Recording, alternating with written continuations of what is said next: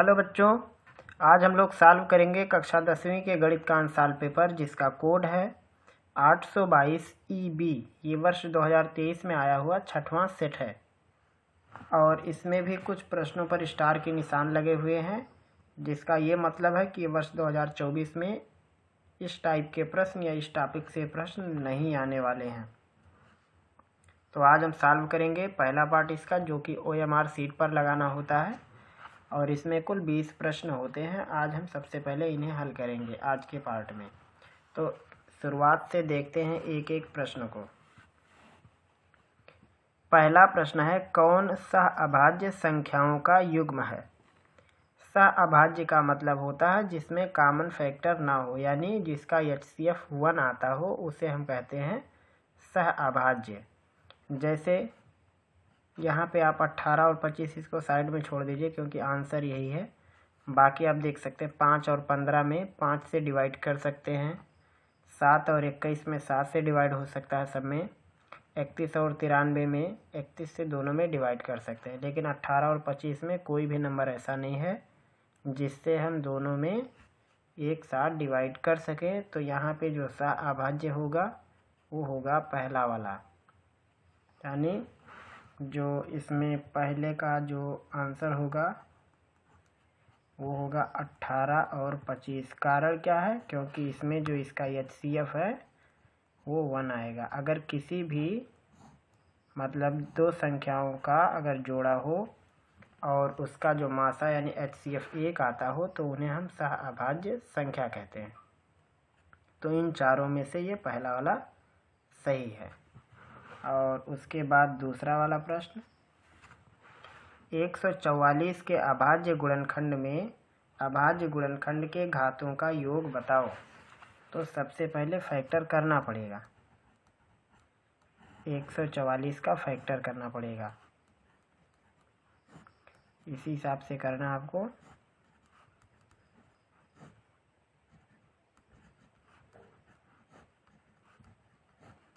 ये हो गए अभाज्य गुणनखंड। तो 144 के अभाज्य गुणनखंड में 2 आया है 4 बार और 3 आया है 2 बार। तो इसमें अगर हम पावर जोड़ेंगे घातों का योग तो आएगा 4 और 2 का योगफल यानी 6। तो ऑप्शन में जो है यहाँ पे दूसरा वाला ऑप्शन सही है। 144 के अभाज्य गुणनखंड में घातों का योगफल 6 आएगा। उसके बाद है तीसरा वाला प्रश्न, यम के किस मान के लिए समीकरण युग्म x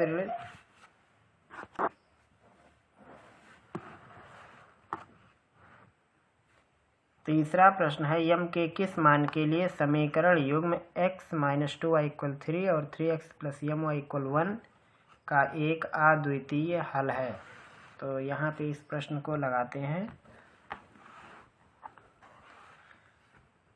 तीसरा प्रश्न है, जो इक्वेशन है, एक है x - 2y = 3 और एक इक्वेशन है 3x + my = 1। इसमें कहा अद्वितीय हल। अद्वितीय हल मतलब केवल एक हल। तो इसका जो तरीका होता है a1/a2 ≠ b1/b2। तो यहाँ पे a1 का मतलब एक समीकरण में x का गुणांक लेना है 1 और दूसरे समीकरण के x का गुणांक 3। पहले वाले समीकरण में y का गुणांक -2, दूसरे समीकरण में y का गुणांक m है। तो इसको सॉल्व करेंगे अगर तो आएगा m ≠ -6, यानी m की वैल्यू -6 के बराबर नहीं होनी चाहिए। तो ऑप्शन में देख सकते हैं जो तीसरे का C वाला है, ये ऑप्शन करेक्ट है। उसके बाद है चौथा प्रश्न, 2x + 3y = 18 और है x - 2y = 2। ये देखिए अगला प्रश्न जो है 2x + 3y = 18 और x - 2y = 2 का हल होगा। यहाँ पे ढेर सारे ऑप्शन दिए हैं, तो यहाँ पे आप देख सकते हैं, यहाँ पे पहचानने का तरीका x - 2y, यानी x की वैल्यू अगर बड़ी होगी y से तभी यहाँ पे वैल्यू 2 आएगा। तो आपके पास 4 ऑप्शन है यहाँ पे बी वाले में भी x का मान y से छोटा है, डी में भी छोटा है, सी में भी छोटा है, यानी आपका पहला ऑप्शन रहेगा। तो यहाँ पे आपको रख के देख लेना सही है कि नहीं। x की जगह पे 6 रखेंगे तो 12 हो जाएगा, y की जगह पे 2 रखेंगे तो 6 12 6 18। इसमें भी रख के देख लेना है 6 और y की जगह पे 2 रखेंगे, 6 में से 4 घटाएंगे तो 2 आएगा, यानी ये पहला वाला ऑप्शन सही रहेगा इसका। और फिर जो इसका अगला प्रश्न है, के किस मान के लिए रैखिक समीकरण युग्म x प्लस के वाई इक्वल 1 और के एक्स प्लस वाई इक्वल के स्क्वायर के अनेक हल होंगे। तो इसको लगाना पड़ेगा। ये अगला है 5वां इक्वेशन है x प्लस के वाई, इसकी वैल्यू 1 है, और एक है के एक्स प्लस वाई इक्वल के स्क्वायर। इसमें कहा है अनेक हल। अनेक हल के लिए इक्वेशन होता है a1/a2 इक्वल है b1/b2 इक्वल c1/c2। सारी वैल्यू रखनी है। a1 मतलब पहले समीकरण में x का गुणांक 1, a2 दूसरे समीकरण के लिए k बनेगा, b1 का मान पहले समीकरण में y का गुणांक, b2 दूसरे समीकरण में y का गुणांक, c1 पहले वाले समीकरण में अचर पद और c2 दूसरे समीकरण का अचर पद। तो यहाँ से चाहे आप पहला दूसरा दोनों पार्ट ले लो, या इन दोनों को आपस में ले लो, या पहले तीसरे को, चाहे जिसको। जैसे हम इन दोनों को आपस में लेते हैं तो ये हो जाएगा 1 इक्वल के स्क्वायर, या के की वैल्यू बनेगी प्लस माइनस 1। आप चाहे जो जिसको लेके आपस में लगा सकते हो। तो यहाँ पे देखिए आंसर में जो 5वें का बी वाला है, इस पे आंसर में लिखा हुआ है प्लस माइनस 1। तो ये इसका सही जवाब होगा। अगला प्रश्न है, दिखा रहे हैं यहाँ पे, ये 6वां सवाल। यदि 1/x² माइनस 2 इक्वल है 1/7 तो x का मान होगा। तो यहाँ पे ढेर सारे ऑप्शन है, रख के देख लो। x की जगह 2 रखेंगे तो 2 का वर्ग 4 में से 2 जाएगा, 2 बचेगा, जबकि यहाँ 7 लाना है। तो ये आपका सी वाला सही रहेगा। आप x की जगह पे 3 रखोगे, वर्ग करेंगे तो 9 आएगा, 9 में से 2 घटाएंगे तो 7, यानी ये वाला ऑप्शन सही है। उसके बाद 7वां है, व्यास AB के वृत्त का केंद्र 2, और B का निर्देशांक दिया तो A का निकालना है। 7वां सवाल, इसमें एक सर्कल दिया है और सर्कल पे व्यास बनाया है AB, सेंटर का निर्देशांक दिया है 2, और B का निर्देशांक दिया है 1, 4। तो A का निकालना हम मान लेते हैं। A का निर्देशांक है x1, y1।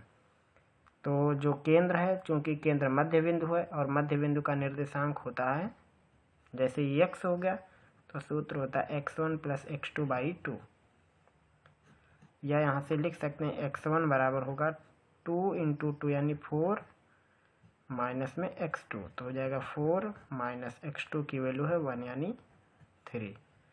ऐसे ही y वाले की वैल्यू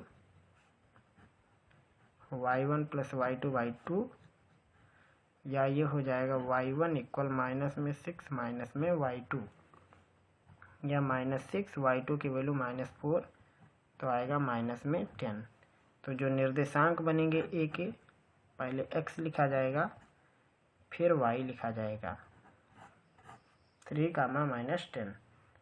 आप ऑप्शन में देखिए, ये जो डी वाला ऑप्शन है ये वाला सही रहेगा। तो इसी हिसाब से आपको लगाना है।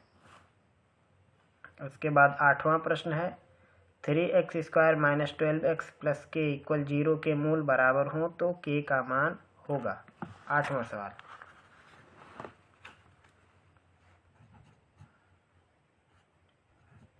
Three x square minus 12x + k = 0 के मूल बराबर हैं तो k का मान निकालना है। तो जब मूल बराबर हों तो b² - 4ac की वैल्यू 0 होती है। यहाँ b का मतलब x का गुणांक होता है, तो माइनस में 12 लिया जाएगा, -4, a की वैल्यू 3 है और c के लिए k लिखेंगे बराबर 0। इसको सॉल्व करेंगे, 12 का 144 और 12 से भाग करने के बाद मिलेगा k का मान 12, यानी अगर मूल समान है तो k की वैल्यू होनी चाहिए 12। ऑप्शन में देख सकते हैं, पहला वाला ऑप्शन इसका सही है। उसके बाद है 9वां प्रश्न, दो आकृतियां जिनके आकार समान हो परंतु आमाप आवश्यक रूप से समान ना हो तो कहलाती हैं। तो जिनके आकार एक जैसे हों लेकिन साइज अलग अलग हो तो उसको हम समरूप कहते हैं। इसका ये बी वाला पार्ट सही रहेगा। और उसके बाद अगला सवाल 10वां, जिस पे स्टार बना हुआ है, यदि दो समरूप त्रिभुजों की संगत भुजाएं 3 और 5 के अनुपात में हैं तो उनके क्षेत्रफलों का अनुपात होगा। तो क्षेत्रफल का अनुपात भुजाओं के वर्गों के अनुपात के बराबर होता है। 3 का वर्ग 9 और 5 का 25 होगा, यानी 9:25 आएगा। और फिर उसके बाद दिया हुआ यहाँ पे 11वां, यदि किसी त्रिभुज की भुजा 3 सेंटीमीटर, 4 सेंटीमीटर और 5 हो तो वह त्रिभुज होगा। तो अगर 3, 4, 5 के अनुपात में होती हैं तो त्रिभुज होता है समकोण। ये सीधा आपको ध्यान में रखना है। तो इसका ये जवाब सही है। 12वां, दो समरूप त्रिभुजों के परिमाप दिए हुए हैं 10 और 15, तो इनके क्षेत्रफलों का अनुपात ज्ञात कीजिए। अब इस प्रश्न को हम लोग कैसे लगाएंगे? इसमें दिया है समरूप त्रिभुजों के परिमाप और निकालना है क्षेत्रफल का अनुपात। तो जो परिमाप का अनुपात होता है वही अनुपात भुजाओं का होता है। मतलब समरूप त्रिभुज की भुजाएं 10 और 15 के अनुपात में होंगी। चूंकि यहाँ इनके दिए हुए परिमाप, तो परिमाप के आधार पर हम भुजाओं का अनुपात निकालेंगे। तो इसको लगा देते हैं। छोटा मोटा सवाल है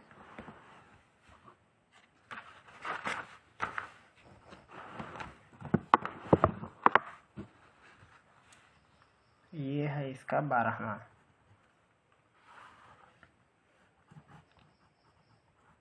हम नियम लिख देते हैं, समरूप त्रिभुज की परिमाप का अनुपात ये बराबर होगा भुजाओं का अनुपात। ये नियम होता है, त्रिभुज की परिमाप का अनुपात बराबर भुजाओं का अनुपात। तो आगे लिखेंगे भुजाओं का अनुपात। जो भुजाओं का अनुपात होगा आपको क्या बनेगा? परिमाप दिया हुआ है 1 का 10 और 1 का 15 सेंटीमीटर में। तो 5 दूनी 10, 5 तियां 15, 2/3 आया। अब निकालना है क्षेत्रफलों का अनुपात। क्षेत्रफलों का अनुपात, तो जो क्षेत्रफलों का अनुपात होता है वो होता है भुजाओं का अनुपात का वर्ग। अब भुजाओं का अनुपात आया 2/3, इसका करेंगे वर्ग तो आएगा 4:9। अपने ऑप्शन में देखते हैं कि नहीं। तो ये जो दूसरा ऑप्शन है ये देखिए 4:9 का है। तो ये है 12वें का आंसर। और वैसे भी इस बार ये प्रश्न नहीं आने वाला है। ये आगे अगर सिलेबस में इस टॉपिक को ऐड किया जाएगा तो आएगा, नहीं तो अब आगे से इस प्रकार के प्रश्न बोर्ड एग्जाम में नहीं आने वाले। ये था 12वां प्रश्न। अगला है, यदि tan थीटा बराबर 8/15 तो cosec थीटा का मान होगा। 13वां सवाल, इसमें दिया हुआ tan थीटा का मान 8/15, निकालना है cosec थीटा का वैल्यू। तो इसके लिए क्या करो, आप एक समकोण त्रिभुज बना लो, यहाँ थीटा लिख देते हैं। tan की वैल्यू होते लंब और आधार का अनुपात, तो हो जाएगा 8 और ये हो जाएगा 15। तो इसका मान कितना होगा? दोनों के स्क्वायर का ऐड, 15 का वर्ग धन 8 का वर्ग। 15 का 225, 8 का 64। 15 का वर्ग 225 और 8 का वर्ग 204, ये 8 का वर्ग 64। तो 225 और जोड़ना है 64, 5 4 9 6 2 8 2, यानी 289। और 289 का वर्गमूल 17 होता है। तो इसकी वैल्यू हो जाएगी कर्ण की 17। अब निकालना cosec थीटा, जो कि होता है कर्ण और लंब का अनुपात। यानी 14वां प्रश्न है 2 cos 3 थीटा = 1, तो थीटा का मान होगा। तो सबसे पहले सवाल लिखते हैं, 2 cos 3 थीटा = 1, तो थीटा की वैल्यू निकालनी है। तो यहाँ से इसको लिख सकते हैं cos 3 थीटा इक्वल 1/2। अब 1/2 cos में कितने की वैल्यू होती है? 60 डिग्री की। तो यहाँ से 3 थीटा की वैल्यू होगी 60 डिग्री। तो थीटा की वैल्यू होगी 60 में 3 से भाग करके आएगा 20 अंश। जवाब देखिए कहाँ पे मिलेगा, ये तीसरा वाला ऑप्शन है। 15वां सवाल है, दो वृत्तों की परिधियों में 3:2 का अनुपात है, इनके क्षेत्रफलों का अनुपात है। तो 15वें सवाल में हमें निकालना क्षेत्रफल में अनुपात। तो जो परिधि होती है वृत्त की होती है पाई डी, तो एक को D1 लिख देते हैं और एक का D2। और ये दिया हुआ है 3/2 का, या इसको लिख सकते हैं पाई से पाई कट जाएगा और D का मतलब होता है त्रिज्या का डबल 2r1, नीचे हो जाएगा 2r2, हो जाएगा 3/2, 2 से 2 कट जाएगा तो r1/r2 की वैल्यू आएगी 3/2। अब निकालना क्षेत्रफल में अनुपात। तो क्षेत्रफल का सूत्र होता है पाई r1 स्क्वायर, एक का हो जाएगा और एक का पाई r2 स्क्वायर। पाई से पाई कट गया, इसको लिख सकते हैं r1/r2 का स्क्वायर, या इसको लिख सकते हैं 3/2 का वर्ग, या 9:4 आएगा उत्तर। क्योंकि इसमें निशान लगाना है इसलिए हम इसको ऐसे ही लगा देते हैं टेम्परेरी। ये इसका डी वाला ऑप्शन सही रहेगा। और उसके बाद अगला प्रश्न हम अभी आपको लगा के दिखाते हैं, तब तक पहले आप इनको लगा लीजिए।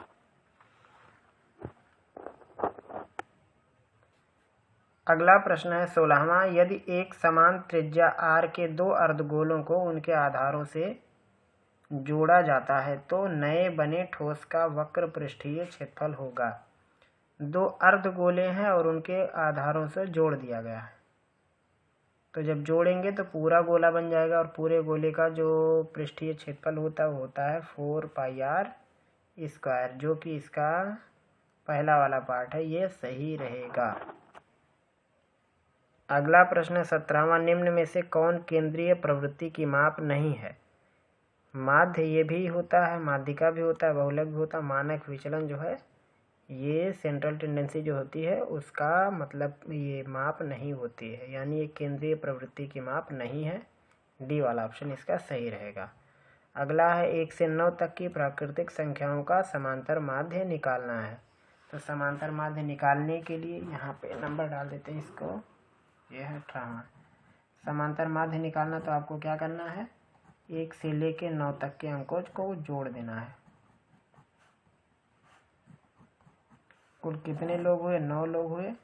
आप जोड़ दो, जोड़ने के बाद जो आएगा जैसे 1 2 3 3 6 4 10, 10 के बाद 5 आएगा 15, 15 के बाद 6 21, उसके बाद 7 28, 8 उसके बाद 36, 36 9 45/9 यानी 5। तो जो इसका समांतर माध्य बनेगा वो बनेगा 5। आप ऑप्शन में देख सकते हो है कि नहीं, पहला वाला। अगर ये नंबर काफ़ी बड़ा हो जाता तो हमें इसमें समांतर श्रेणी का जो नियम होता है उसके आधार पर हम इस सवाल को लगाते, लेकिन नंबर कम है तो डायरेक्ट लगा दिया। 19वां है, यदि किसी बारंबारता बंटन की माध्यिका 16, माध्य दिया हुआ 15 तो बहुलक निकालना है। 19वें में निकालना है बहुलक। सूत्र होता है 3 माध्यक यानी माध्यिका ऋण 2 माध्य। रख देते हैं इसमें 3 माध्यक दिया है 16 और माध्य दिया है 15। 16 3 48, 15 दूनी 30, घटाएंगे तो आएगा 18। ऑप्शन चेक करते हैं, देखते हैं कि नहीं। ये बी वाला ऑप्शन आप देखिए 18 दिया हुआ है। उसके बाद अगला है प्रथम 10 प्राकृतिक संख्याओं की माध्यिका होगी। तो इस सवाल को कैसे लगाना है सबसे पहले आइए देखते हैं इसको। अंतिम सवाल भी है ये 20वां। निकालना हमें प्रथम 10 प्राकृतिक संख्याओं की माध्यिका निकालें। तो सबसे पहले हम संख्याओं को लिखेंगे 1 2 3 4 डॉट डॉट, क्योंकि ये OMR शीट पर लगाना है इसलिए हम इसको लिख देते हैं। और निकालनी माध्यिका तो सॉरी यहाँ पे लगाना है कामा, आपको प्लस नहीं लगाना है। ये हो गया। तो अब माध्यिका निकालने का तरीका क्या है, अगर इसमें पदों की संख्या सम संख्या हो तो अलग सूत्र लगता है और विषम हो तो अलग लगता है। तो चूँकि इसमें कुल टोटल 10 नंबर हैं तो यहाँ पे जो संख्या है वो सम है संख्या इसमें आपको मिली है सम, तो माध्यिका का ये सूत्र होगा। माध्यिका का सूत्र हो जाएगा n/2वें पद का मान प्लस n/2 प्लस 1वें पद का मान, और ये होगा बटे में 2। ये सूत्र होता है। तो इसमें n/2 यानी टोटल टर्म 10 है, 10/2 यानी 5वां हो जाएगा। 5वें पद का मान और 5 आएगा और 1 6 हो जाएगा 6वें पद का मान, और बटे में रहेगा 2 के 5वां पद। इस एक ही तरफ से, चाहे इधर से गिनना है चाहे उधर से, ये नहीं कि 5वां इधर से तो 6वां उधर से काउंट करेंगे, एक ही तरफ से। तो इधर से 5वां टर्म 5 होगा और 6वां टर्म 6 होगा। डिवाइड करेंगे 2 से 5 6 11, 11/2 यानी आएगा 5.5। ये हो जाएगा इसका आंसर। आपने ऑप्शन में चलते हैं और देखते हैं कि नहीं। तो यहाँ पे आप ABCD सब में चेक करो तो यहाँ पे D वाला ऑप्शन करेक्ट है। तो ये हुआ इस प्रश्न का जवाब। तो इस हिसाब से सॉल्व होता है आज का हमारा सेट 822 EB, जो कि वर्ष 2023 के लिए गणित का 6वां सेट था। उम्मीद है कि आपको बताई गई सारी बात समझ में आई होगी। अगर फिर भी आपका कोई प्रश्न हो तो आप हमें ज़रूर बताएंगे।